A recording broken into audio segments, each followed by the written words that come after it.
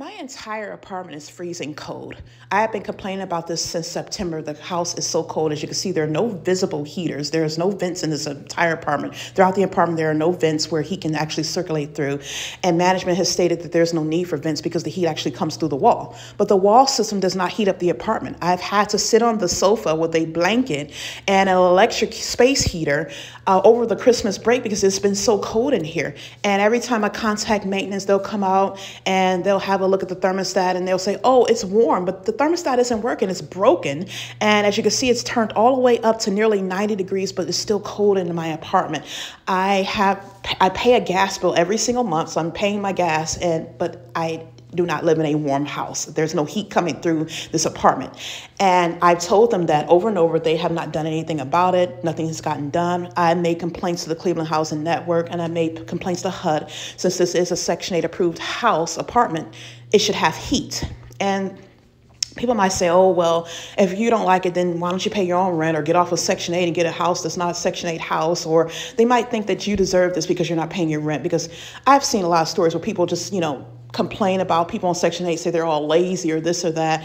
And here's the thing, where God has a problem when you oppress the poor. You don't know what situation or circumstance has led a person to be on Section 8. And just because a person is receiving Section 8 housing and a portion of their income a portion of their rent is being paid by, Section 8 or through public housing or HUD, that does not mean that that person is not entitled to have the basic necessities that every person is allotted, such as heat. I shouldn't have to sit in a house that's freezing. We should have access to a warm apartment, especially during the middle of a winter storm. This apartment has been cold even before December. It was cold around Thanksgiving. It was cold in September and October, and I've reached out to them. They have not done anything. And these companies, I've seen it all the time. When people are on Section 8 or low income, they oppress the poor. They're still making money off of us. They're still getting their rent made, and they're still getting payments because of us, but they feel because we're on Section 8, they can treat us any kind of way. And they're oppressing the poor and needy, and this is where God have a problem with. They say they're wicked. I've had to keep my bedroom doors completely closed because my bedrooms literally feel like I'm walking inside of a freezer. As soon as you open the door, this cold draft comes in, and it's so cold back there. Now, unfortunately, I'm here right now. My son is not here. But if he was here, he'd be in a freezing bedroom. I mean, I think about mothers and families who have small children, and you're having them live in something like this. You're subjecting them to a place that is not warm. And this is where God is going to start judging, because these places, they're wicked. They look down on people because, oh, we don't have money, or we're in a low income situation. And I've seen with my own eyes, a lot of times it's not black and white. Most people are not just on Section 8 because they're lazy and they don't want to work. A lot of these people, some of them are disabled. Some of them are mentally ill. Some of them are immigrants. They've immigrated here. They don't have very much, and they've had to live in this situation. So does that mean that they do not deserve access to a house or an apartment that's warm, with working heat, working laundry facilities, working necessities and resources like everyone else? Would you want to sit inside a cold house? And like I said, you never know your situation. During COVID, when a lot of people were losing their businesses and homes, people who have had things all their lives, they were suddenly seeing themselves facing a situation where they needed.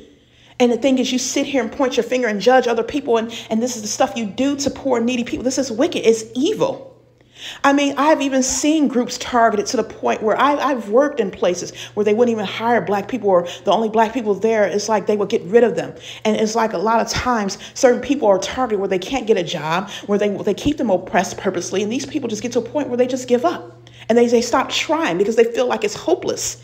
And so by you saying, oh, well, they don't want to do anything, I've seen it myself where these groups have been targeted even through sorcery. And a lot of times certain people can immigrate into this country and they can get business loans and housing loans from the bank quicker than a black American who's been in this country for the longest. And you're telling me that, oh, this person is on Section 8 because they want to be. A lot of times these people have tried, but they have been targeted and oppressed so that another group of people can become rich and wealthy off of them. And this is how they treat them. And God has kept me purposely poor. He's kept me purposely poor in these situations so I can have a voice and advocate and expose and speak out for his people. But I'm at the point where it's like, I'm tired of it. I'm tired of all of it. I'm tired of being oppressed because it's like I don't see any change happening. I don't see anyone else speaking out. I just see people just looking and going on with their lives, being selfish in their own bubble. And this is why God says that those who are rich, it's going to be a hard time for them to get into heaven. Because he told the rich man in the Bible, if you want to make it into my kingdom, give away everything you have to the poor. and then follow me. Because a lot of the times, these people who are oppressing the poor, they're wicked and they're corrupt, and they have gained all their money by mistreating poor people. And it's like, if you don't get it together, you're not going anywhere. You're not getting into God's kingdom. You're going to find yourself left here. What are your riches going to do for you? Your riches are not going to help you when your soul is lost and you're on your way to hell.